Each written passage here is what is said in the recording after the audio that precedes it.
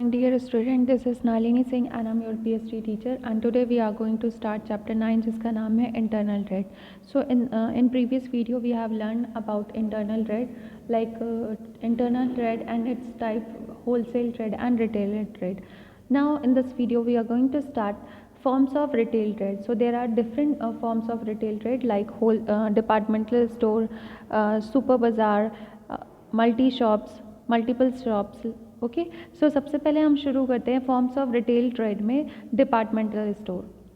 सो departmental store ऐसा होता है जिसमें कि कई सारे डिपार्टमेंट्स होते हैं अलग अलग प्रोडक्ट से रिलेटेड, और उसके डिपार्टमेंट्स अलग अलग बनाए जाते हैं, लेकिन ये जितने भी डिपार्टमेंट्स होते हैं वो एक ही छत के नीचे होते हैं, जिसको हम कहते हैं डिपार्टमेंटल. अगर आप कभी कोई बड़ी सिटीज़ में गए होंगे तो इस तरह का देखे होंगे, हर जगह पे अलग अलग डिपार्टमेंट्स होते हैं और रिलेटेबल प्रोडक्ट्स होते हैं. तो इस तरह के शॉप्स स्टोर्स को हम डिपार्टमेंटल स्टोर्स बोलते हैं, राइट. सो शुरू करते हैं हम डिपार्टमेंटल स्टोर के कॉन्सेप्ट से. अ departmental store is a large scale retail which is comprise a number of department under a single roof managed by a single controlling unit. So each department deals with one particular line of product as cosmetic, electronic, general store. Yet all departments are only component of business unit. The range of goods dealt by a departmental store varies from a pin to plain because its size it's naturally require large capital. सो जो departmental store होते हैं, यहाँ पे क्या होता है, एक roof के अंदर कई सारी शॉप्स टाइप का रहता है, कई सारे डिपार्टमेंट्स बनाए जाते हैं.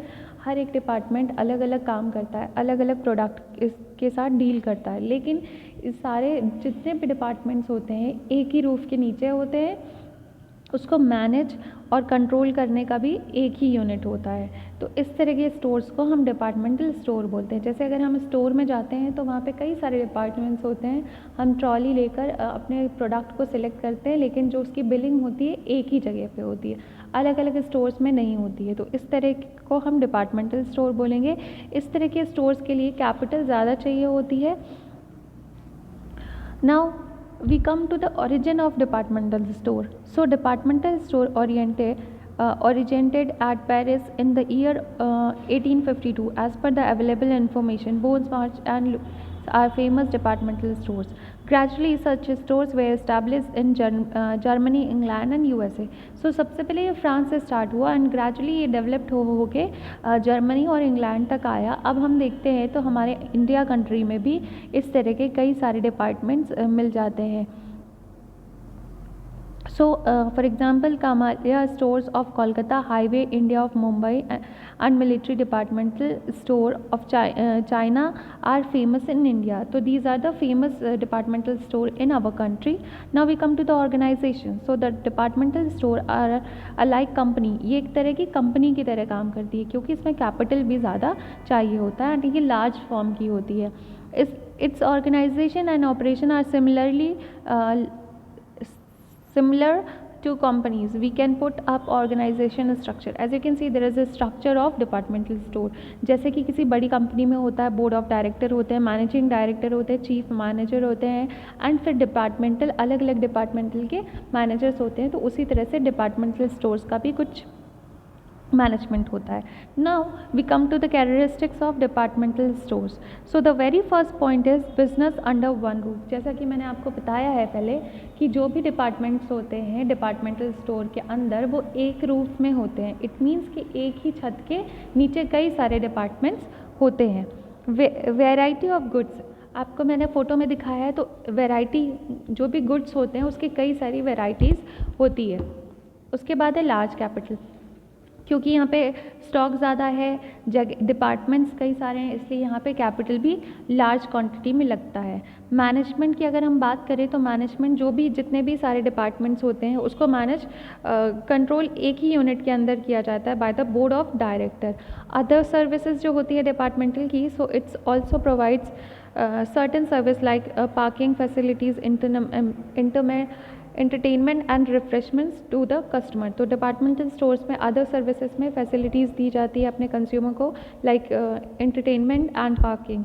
Now next is location. So as far as possible departmental store are setup at a central location. जो भी डिपार्टमेंटल स्टोर्स होते हैं उसका लोकेशन ये ध्यान रखा जाता है कि वो किसी भी सिटी के मेन मार्केट में हो, मतलब सेंट्रल लोकेशन में हो जहाँ से आसानी से कस्टमर वहाँ पे पहुँच सके। The next point is accounts. Each department is supposed to maintain a proper record of its sales and revenue and expenditures. Finally, the account of all department is collected and consolidated account of income and expenditures. तो यहाँ पे जो departmental stores में account maintain किया जाता है, हर एक department अपने रेवेन्यू, एक्सपेंडिचर और इनकम का मेंटेन करता है अकाउंट बुक, और जो फाइनलाइज होता है वो डायरेक्ट कहाँ पे होता है, इसके चार्टर्ड अकाउंटेंट के पास, जो वो पूरे रूफ का चार्टर्ड अकाउंटेंट होता है। ठीक है, तो ये थे characteristics of departmental store. Now we come to the merits of departmental stores. Departmental stores के एडवांटेजेस क्या क्या होते हैं। So the very first point is large scale economy. इसकी जो इकोनॉमी होती है वो क्या होती है, लार्ज स्केल इकोनॉमी होती है। नेक्स्ट है कन्वीनियंस इन एडवर्टाइजिंग कन्वीनियंट इसलिए होता है जब हम किसी एक डिपार्टमेंट में जाते हैं तो अल्टीमेटली दूसरे डिपार्टमेंट का एडवर्टाइज हो जाता है। सो आफ्टर सेल सर्विस, ये जो डिपार्टमेंटल स्टोर्स होते हैं सेल्स सर्विस के बाद भी आपको सर्विसेज प्रोवाइड करते हैं, जैसे रिफ्रेशमेंट की और एंटरटेनमेंट की। Central location, departmental store mainly किसी भी सिटी के सेंट्रली लोकेशन में भी रहते हैं। कन्वीनियंट टू शॉपिंग, क्योंकि ये एक ही जगह पे हमें कई सारी वैरायटी ऑफ गुड्स अवेलेबल हो जाते हैं इन अ वन रूफ, तो ये कन्वीनियंट होता है फॉर द शॉपिंग, क्योंकि हमें इसके लिए अलग अलग शॉप या बार बार कहीं और नहीं जाना पड़ता है, एक ही जगह पे हमें सारे जितनी भी हमारी नीड्स है वो फुलफ़िल हो जाती है। Now the next is good quality. Departmental store में जनरली हम देखते हैं कि जो भी प्रोडक्ट हमें मिलता है उसकी क्वालिटी अच्छी होती है, सुपीरियर क्वालिटी होती है। इकोनॉमी एंड मैनेजमेंट, इसको मैनेज करने में इकोनॉमी रहती है, मतलब department store are manage in a collective form what leads to economy and management. Specialised service, इसमें स्पेशलाइज्ड क्वालिफाइड एम्प्लॉयज़ होते हैं, इसलिए जो भी सर्विसेज होती है that is specialised. Now the next is division of work, क्योंकि यहाँ पे कई सारे डिपार्टमेंट्स होते हैं और उसके अलग अलग मैनेजर्स होते हैं, तो जितना भी काम होता है वो सब पे डिवाइडेड हो जाता है। तो यहाँ पे जो मेरिट्स है, डिवीजन ऑफ लेबर, काम का भी जो लेबर होता है उसका भी डिवीजन हो जाता है। So this was the merits of departmental store. उसके बाद हम देखेंगे demerits of departmental store. So demerits, the first point is high operating system. जो डिपार्टमेंटल स्टोर होता है क्योंकि वो काफ़ी बड़ा होता है, तो एज़ कंपैरिजन किसी भी रिटेलर शॉप से अगर हम करते हैं तो उसकी ऑपरेटिंग कॉस्ट ज़्यादा आती है।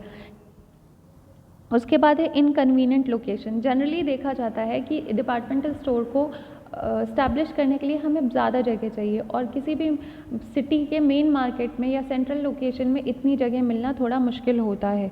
सो इनकन्वीनियंट हो जाता है लोकेशन को लेके। लेक ऑफ पर्सनल अटेंशन, ये सब यहाँ पे कस्टमर की से पर्सनल अटेंशन नहीं दिया जाता है, कोई भी पर्सनली कांटेक्ट नहीं होता है, तो यहाँ पे कॉन्टेक्ट कस्टमर से पर्सनल इंटरेस्ट पे कोई भी फोकस नहीं किया जाता, तो यहाँ पे लेक ऑफ पर्सनल अटेंशन रहता है। उसके बाद है problem of discontinuity. A departmental store में have problem in discontinue loss making department. इसमें डिसकंटिन्यू होता है तो काफ़ी ज़्यादा लॉस होता है। Caters to need the higher society, ये जो सर्विसेज प्रोवाइड की जाती है जनरली देखा जाता है कि हाई सोसाइटी के लोगों को ही प्रोवाइड की जाती है। लोकेशन फॉर प्रीमिसेस, क्योंकि इतनी बड़ी बिल्डिंग लार्ज एरिया अवेलेबल नहीं होता है तो लोकेशन के लिए भी प्रॉब्लम होती है। फ्री सर्विसेज जो देते हैं, departmental store provide certain service free of cost like entertainment, parking, rest room etcetera which proves unnecessary financial burden on the store. जब अपने कस्टमर को अदर फैसिलिटीज़ देते हैं जैसे इंटरटेनमेंट, रिफ्रेशमेंट्स, तो उससे क्या होता है कि फाइनेंशियली बर्डन अननेसेसरीली बढ़ जाता है, क्योंकि उससे कोई फ़ायदा तो होता नहीं है या फिर उसका कुछ रिफंड नहीं मिलता। तो ये थे डिपार्टमेंटल स्टोर, उसकी meaning, characteristics, advantage, disadvantage and function. Now अब हम चलते हैं नेक्स्ट रिटेल शॉप, जो कि है मल्टीपल स्टोर और चेन स्टोर। यहाँ मल्टीपल स्टोर का मतलब है कि एक ही ब्रांड का कई सारी शॉप्स है, या आप कह सकते हैं कि जिसका ओनर एक है उसके कई सारे अलग अलग एरिया में सेम नाम की शॉप्स है। फॉर एग्ज़ाम्पल आप बाटा को अगर देखेंगे तो उसका जो भी ओनर, मैनेजर, कंट्रोलर है वो एक ही है, लेकिन आप देखोगे कि बड़ी सिटीज़ में अलग अलग एरिया में बाटा की कई सारी शॉप्स हमें दिख जाती है। तो इस तरह की शॉप्स को हम मल्टीपल शॉप्स कहते हैं, मतलब मल्टीपल स्टोर, जहाँ पे एक स्टोर से ज़्यादा कई सारे स्टोर्स होते हैं, that is called multiple store. So the multiple shop system denotes an organization which control a number of store under common ownership and management. यहाँ पे जो भी मैनेजमेंट और ओनरशिप होती है वो कॉमन होती है और उसके कई सारे स्टोर्स होते हैं, that is called multiple store. The various store may be located in the various locality. जो अलग अलग स्टोर्स होते हैं वो अलग अलग लोकेलिटी में रहते हैं. May be separate over a number of cities in the country. So this was the multiple store. Now we come to the origin. So multiple store were established in 1858 is in USA. It was started by a great and terrific tea company. ये सबसे पहले USA में 1858 में start हुआ था. Now अभी India में भी कई सारे इस तरह के स्टोर्स हमें देखने को मिलते हैं, जैसे sales of book and general in railway station, sales of shoes जैसे Bata shoes, flex shoes company etcetera, sales of engineering goods, sales of petrol. Now we come to the organisation. इसका organisation कैसा होता है? Maximum capital is required to establish multiple shop, so it is establish as a company from a organisation. Multiple store को establish करने के लिए capital large quantity में चाहिए होती है, तो क्योंकि यहाँ पे कई सारी मल्टीपल शॉप्स को हमें इस्टेब्लिश करना होता है, तो इसमें एक तरह से कंपनी जैसा काम रहता है. अब हम इसके मैनेजिंग को देखते हैं. तो कंपनी जिस तरह से मैनेज होती है, board of director, then general manager, then head office, और उसके अलग अलग डिपार्टमेंट्स होते हैं, उस डिपार्टमेंट के मैनेजर्स होते हैं, then branch manager and assistant. तो उसी तरह से मल्टीपल स्टोर्स के भी होते हैं. मल्टीपल स्टोर को हम चेन शॉप के नाम से भी जानते हैं. Now we come to the characteristics of multiple shop. So the first point is wide scope. क्योंकि इसका एरिया बड़ा है तो ये वाइड स्कोप है. Central purchase. The raw material used in production of goods is certainly purchase and in economic is gain because of bulk. जो भी production होता है वो जहाँ से सेंट्रल परचेज एक ही जगह से लिया जाता है, और जब भी लिया जाता है वो बल्क में दिया जाता है. Uniformity price. इसका जो प्राइस होता है हर एक स्टोर में, क्योंकि यहाँ पे मल्टीपल शॉप्स होते हैं, तो जितनी भी जगह पे प्राइस है वहाँ पे हर जगह पे प्राइस सेम रहता है. Cash sales. मल्टीपल स्टोर्स में जो भी सेल होता है दैट इज़ कैश सेल, वो कैश बेस्ड सेल ही होता है. Varied sales. The product of these multiple shop is sold on large scale and small scale basis. ये लार्ज स्केल और स्मॉल स्केल बेसिस में सेलिंग की जाती है. Window dressing. The window dressing is same at all shop. जो window dressing होती है वो हर एक शॉप में सेम ही होती है. Consumer satisfaction. Consumer service and satisfaction is the main M of the multiple shop. जो मल्टीपल शॉप्स होते हैं उसका मेन एम क्या होता है कि कंज्यूमर को हम किस तरह से सेटिस्फाइड करें. उसके बाद है centralised manage. The selection of location, advertisement, design, selection of employed, ये सब कहाँ होता है? सेंट्रल ऑर्गेनाइजेशन पे.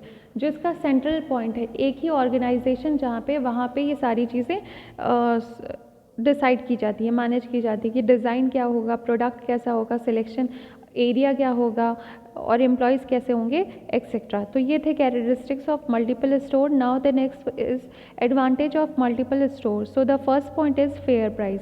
क्योंकि हर जगह पे सेम प्राइस होता है तो कोई हमारे साथ अनफेयर नहीं कर सकता है, और यहाँ पे मिडल मैन भी नहीं होते हैं, तो प्रोडक्ट का बहुत अननेसेसरी कॉस्ट भी नहीं होता है. सो हमें फेयर प्राइस पे प्रोडक्ट मिलता है. नेक्स्ट है एलिमिनेशन ऑफ मिडल मैन. यहाँ पे मिडल मैन की कोई ज़रूरत नहीं होती, क्योंकि प्रोडक्ट जहाँ से बनता है वो डायरेक्टली अपने स्टोर्स में पहुँचा दिया जाता है. तो यहाँ पे जो मिडल मैन होते हैं उनका एलिमिनेशन हो जाता है. एडवर्टीज़मेंट भी हो जाता है, क्योंकि हर एक शॉप का अलग अलग एडवर्टीज़मेंट नहीं करना. एक बार अगर हम एडवर्टीज़मेंट करते हैं तो वो सारे स्टोर्स के लिए पर्टिकुलरली काम करता है. तो एडवर्टीज़मेंट के लिए भी एडवांटेज है. Expert service. जो भी सर्विस दी जाती है वो किसके थ्रू दी जाती है? एक्सपर्ट्स के एडवाइस के थ्रू. एंड देन है रेगुलर सप्लाई. इसकी जो भी सर्विसेज दी जाती है दैट इज़ रेगुलर, उसमें कंटिन्यूटी बनी रहती है. अगर कोई एक स्टोर में अगर कुछ स्टॉक ख़त्म हो गया है तो वो दूसरे स्टोर से मंगा के उसकी नीड को फुलफ़िल कर दिया जाता है. Absence of bad debts. क्योंकि यहाँ पे किसी तरह की उधारी नहीं चलती है, जो भी बेचा जाता है वो कैश बेस्ड सेल होता है, तो यहाँ पे बैड डेब्ट्स की एब्सेंस रहती है. फेयर गुड्स, जो भी गुड्स होता है, क्योंकि यहाँ पे मिडिल मैन नहीं होते हैं और इनकी गुडविल अच्छी होती है, क्वालिटी अच्छी होती है, तो प्राइस भी रीज़नेबल होता है। तो गुड्स का जो भी प्राइस होता है it was fair.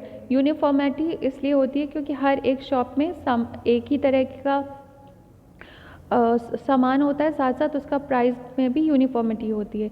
Increase sales, because ये हमें गुड क्वालिटी प्रोवाइड करते हैं, फेयर प्राइस देते हैं, एक्सपर्ट की सर्विस रहती है, इसलिए सेलिंग में भी इंक्रीजमेंट होता है, right. Now we come to the disadvantage of multiple shop. So the first point is absence of credit facility, क्योंकि अगर हम चाहते हैं कि हमें कोई उधार की फैसिलिटीज़ कुछ टाइम पे मिल जाए तो मल्टीपल स्टोर में इस तरह की फैसिलिटीज़ प्रोवाइड नहीं होती है।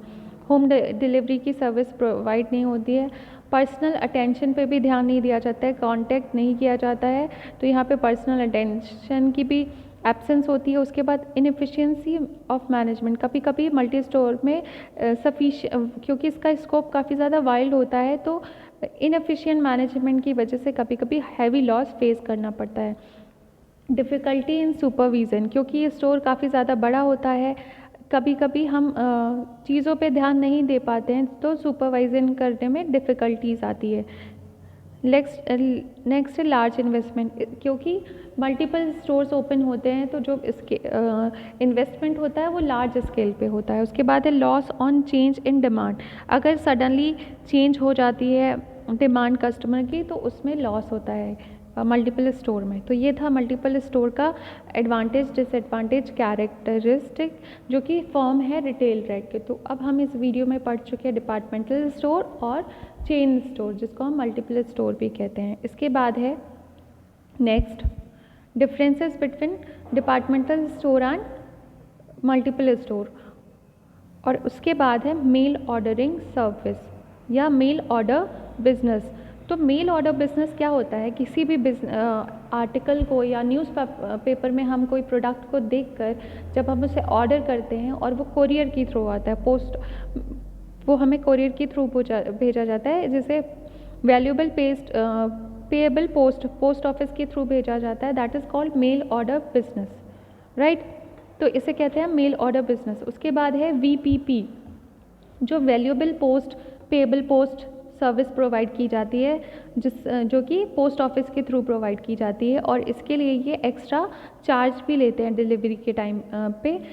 तो इस तरह की सर्विस को VPP पोस्ट कहते हैं, जो कि पोस्ट ऑफिस के थ्रू मिलता है। और इसमें क्या कौन सी कमोडिटीज़ होती है, like drugs, books, stationery, gift card, इस तरह की सर्विसेज दी जाती है इन द VPP, राइट। उसके बाद है फ्रेंचाइजी। सो फ्रेंचाइजी क्या होती है, अगर किसी और ब्रांड का स्टोर हम खोलना चाहते हैं, जैसे मैकडॉनल्ड्स, बाटा, तो वो ब्रांड तो किसी और की ना, उसका ओनर कोई और है, लेकिन हम खोलना चाहते हैं, तो इसको हम क्या बोलेंगे, हम उनसे परमिशन लेते हैं और कुछ डॉक्यूमेंटेशन काम होता है डॉक्यूमेंट का, वो पूरा करके परमिशन जब हमें मिल जाती है तो हम इस तरह की शॉप्स को ओपन कर सकते हैं। जैसे कि मैकडॉनल्ड हो गया, बाटा हो गया, रेमंड हो गया, ये शॉप्स की एक फ्रेंचाइजी है, इनका एक नाम है, इनकी एक अलग पहचान है, तो उस नाम से कोई भी स्टोर को हम नहीं खोल सकते हैं, ठीक है। हम किसी के भी नाम फेम को कॉपी नहीं कर सकते हैं, क्योंकि वो इल्लीगल होगा। तो यहाँ पे हमें फॉर्मल परमिशन लेनी होती है, जिसे फ्रेंचाइजी कहते हैं। इसके बदले वो जो कंपनी होती है जो हमें फ्रेंचाइजी प्रोवाइड करती है, कुछ कमीशन या फिर इंटरेस्ट लेती है, जो फिक्स्ड मंथली या ईयरली होता है। तो इस तरह की चीज़ों को हम फ्रेंचाइजी बोलते हैं। उसके बाद है नेक्स्ट है कंज्यूमर कोऑपरेटिव स्टोर। तो जो चैप्टर सेकंड में हमने पढ़ा था, form of business cooperative store. Cooperative stores जो इस तरह के होते हैं, ये मेनली क्यों होते हैं, ताकि ये मिडिल मैन को हटा सकें, एक्सप्लॉयटेशन से बचा सके, कंज्यूमर और एम्प्लॉयज़ को फेयर प्राइस पे प्रोडक्ट अवेलेबल करा सकें और कस्टमर को सर्विस प्रोवाइड करें। तो इस तरह के स्टोर्स कंज्यूमर कोऑपरेटिव स्टोर्स होते हैं, जो कि कंज्यूमर के फेवर के लिए बनाए जाते हैं, ताकि उनको सही प्राइस दें, उनकी राइट्स हो, उनका एक्सप्लॉयटेशन ना हो, ठीक है। तो ये इसमें ऑलमोस्ट वो सारी चीज़ें कवर होगी जो कि कोऑपरेटिव सोसाइटी या ऑर्गेनाइजेशन में थी।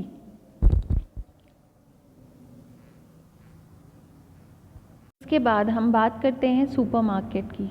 सो सुपरमार्केट बेसिकली सुपर क्या होता है?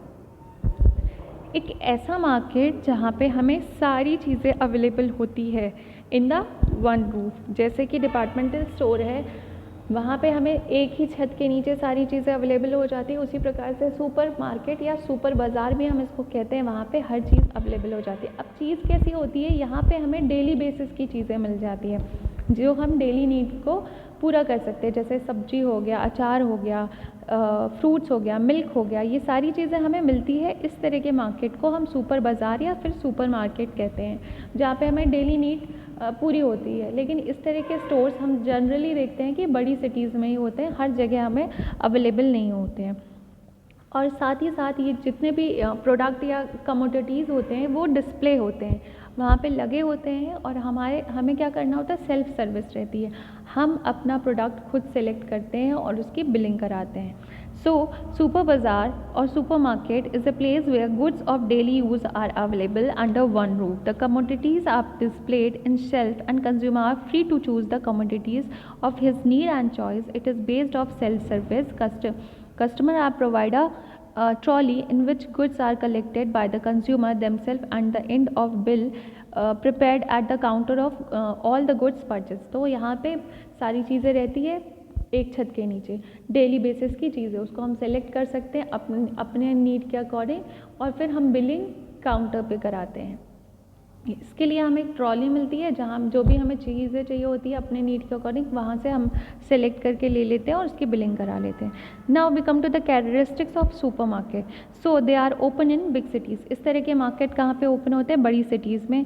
Goods of homely use daily basis की चीज़ें हमें ईजिली अवेलेबल हो जाती है in the super market. Selection of goods and purchase done the basis of self service. यहाँ पे जो भी गुड्स का सिलेक्शन होता है वो सेल्फ सर्विस होता है। Goods are display and arrange according to the types of nature in different racks. अलग अलग टाइप्स के प्रोडक्ट अलग अलग रैक्स में डिस्प्लेड होते हैं जिससे हम सेलेक्ट करते हैं। Customer are provided trolley for keeping the purchase goods. इस तरह के मार्केट में कस्टमर को ट्रॉली मिलता है जिसमें कि हम सेलेक्ट करके अपने प्रोडक्ट को रख सकते हैं और बाद में परचेज कर सकते हैं।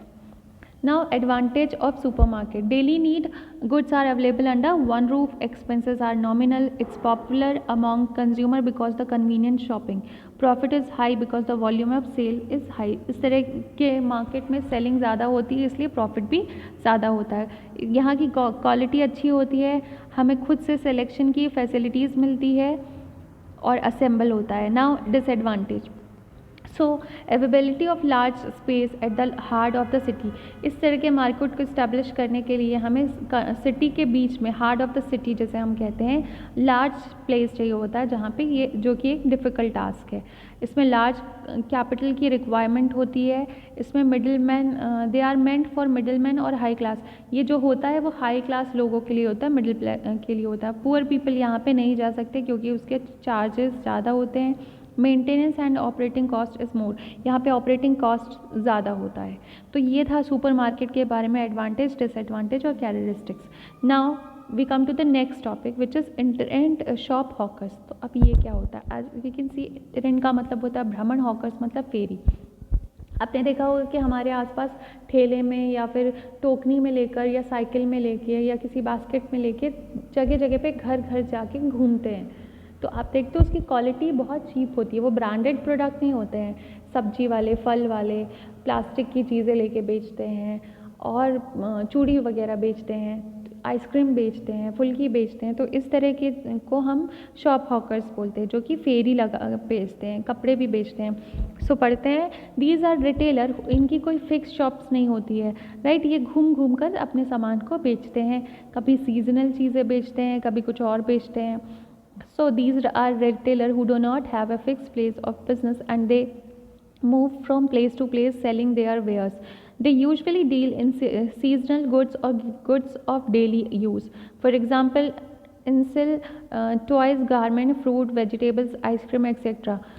They attract the consumer by shouting और यूजिंग बेल। ये लोग जो होते हैं, ये जो फेरी वाले होते हैं, वो किस तरह से कंज्यूमर को बुलाते हैं? या तो आवाज़ देके या तो घंटी बजा के। अब हम बात करते हैं कैरेक्टरिस्टिक्स की। सो इसका कैरेक्टरिस्टिक्स क्या होता है? इस पर काफ़ी ज़्यादा कम पैसे लगते हैं, capital investment is very less. उसके बाद goods are available at the door, goods जो भी होता है हमें एक ही डोर के पास मिल जाता है। Goods are of low quality, जो इसके गुड्स होते हैं वो काफ़ी ज़्यादा लो क्वालिटी के होते हैं। Goods are sold at a price higher than the market price, जो फेरी वाले होते हैं वो मार्केट प्राइस, जब हम मार्केट में जाएंगे कंपेयर करेंगे तो ये लोग हायर प्राइस में देते हैं as comparison to market price. Normally the customer of hawkers are women and children, normally ये जो हॉकर्स होते हैं वो या तो चिल्ड्रन होते हैं या फिर कोई वुमेन होती है। Now we come to the advantage, हमें डोर पे ही चीज़ें अवेलेबल हो जाती, कहीं जाने की ज़रूरत नहीं होती है। इस तरह के बिज़नेस में कैपिटल काफ़ी ज़्यादा कम लगती है, हमारा वैल्यूएबल टाइम, एनर्जी और मनी बचता है क्योंकि हमें मार्केट में नहीं जाना पड़ता है, और साथ ही साथ हमें डेली बेसिस की चीज़ें मिल जाती है, जैसे वेजिटेबल्स हो गया। The reject and waste of house and dispose to the hawker such as newspaper, ये क्या करते हैं, रिजेक्ट चीज़ों को डिस्पोज करके यूज़ करते हैं। अब हम बात करते हैं डिसएडवांटेज की। So these exist as possibility of unfair, इसकी क्योंकि अनफेयर प्राइजेस ले लेते हैं क्योंकि लो क्वालिटी देते हैं और उसके कंपैरिजन प्राइस ज़्यादा लेते हैं। Normally they charge more than the prevalent market price, kids pester their parents to buy, kids क्या करते हैं, ये क्योंकि क्वालिटी पे ध्यान नहीं दिया जाता, कुछ भी बेच सकते हैं, तो कभी कभी हमारे बच्चों या घर के लोगों को नुकसान पहुंच जाता है। इसकी क्वांटिटी होती है काफ़ी ज़्यादा लिमिटेड होती है। कभी कभी nowadays they are considered as threat on home security because some unsocial element, कुछ चीज़ें ऐसी देखी जा रही है कि लोग बेवकूफ़ बना के उनकी सिक्योरिटी को थ्रेट करते हैं। Now latest mean of marketing, अब हम मार्केटिंग की बात करेंगे। यहाँ पे इंटरनेट शॉप हो गई, अब नए नए तरीके हैं मार्केटिंग करने के, मतलब प्रोडक्ट को किस तरह से बेचा जाए। ठीक है, तो पहला है लेटेस्ट मीन्स ऑफ मार्केटिंग में आप देखोगे तो लिखा है डायरेक्ट मार्केटिंग। यहाँ पे कोई भी बिजनेस नहीं होता है, बिजनेस तो होता है, कोई ऑर्गेनाइजेशन या कोई शॉप नहीं होती, कोई मिडिल मैन नहीं होते हैं।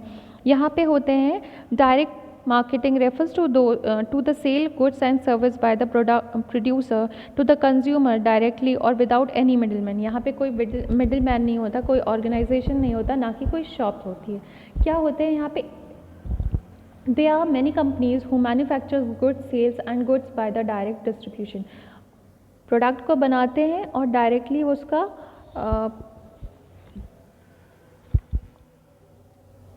डायरेक्टली उसको बेचते हैं। तो इस तरह के को हम डायरेक्ट मार्केटिंग कहते हैं कि ना तो यहाँ पे कोई मिडिल मैन है, ना ही कोई शॉप है। यहाँ पे घर घर जाकर अपने प्रोडक्ट का प्रमोट करते हैं और उन्हें बेचते हैं। इस तरह के, जैसे आप Amway, Oriflame, hub life, RCM, इस तरह का सुना होगा, वो आपको प्रेजेंट करते हैं कि किस तरह से यूज़ करते हैं, उसके प्रो कॉन्स क्या क्या है, और आपको प्रोडक्ट बेचते हैं।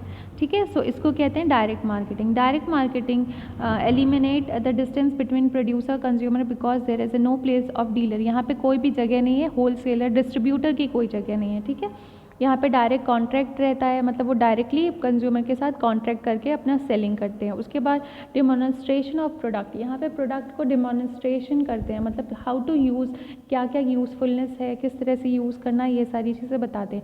एलिमिनेशन ऑफ गैप, मतलब जितने भी मिडिल मैन होते हैं उनका एलिमिनेशन हो जाता है। जो भी प्राइस लेते हैं, क्योंकि यहाँ पे कोई भी मिडिल मैन नहीं होते हैं, तो अननेसेसरी कॉस्ट ऐड नहीं होता है, तो रीज़नेबल प्राइस होता है। ऑल्सो हम देखते हैं ये ब्रांड प्रोडक्ट जो भी होते हैं, इसका क्वालिटी हमेशा अच्छा ही मिलता है। उसके बाद हम बात करते हैं टेली मार्केटिंग। टेली मार्केटिंग वो होते हैं जो टीवी, इंटरनेट एडवर्टीज़मेंट, जो टीवी और इंटरनेट में एडवर्टीज़मेंट आते हैं उसको टेली शॉपिंग या टेली मार्केट कहते हैं। आजकल टीवी में कई सारे एड्स आते हैं और टीवी के ऐड को देखकर अब जब हम प्रोडक्ट को ऑर्डर करते हैं तो हम उसको टेली मार्केटिंग कहते हैं। उसके बाद है इंटरनेट मार्केटिंग। अब इंटरनेट मार्केटिंग क्या होती है? Internet marketing to the development of website. यहाँ पे इंटरनेट पे एडवर्टाइजमेंट के लिए कई सारी वेबसाइट को डेवलप कर दिया गया है, तो वहाँ पे एक लिंक होती है जिसको हाइपर लिंक टेक्स्ट पेज कहते हैं। वेबसाइट को हम डालते हैं तो उसमें कंपनी, ऑर्गेनाइजेशन, उनके डिपार्टमेंट, उनके प्रोडक्ट के रिगार्डिंग हमें ऑलमोस्ट सारी इन्फॉर्मेशन मिल जाती है और उस वेबसाइट से जाकर हम अपनी पसंद की चीज़ों को सेलेक्ट करके शॉपिंग करते हैं। That is called internet marketing. ठीक है, तो हमने यहाँ पे पढ़ा है डिफरेंट मीन्स ऑफ मार्केटिंग, जो कि है डायरेक्ट मार्केटिंग, टेली मार्केटिंग और इंटरनेट मार्केटिंग।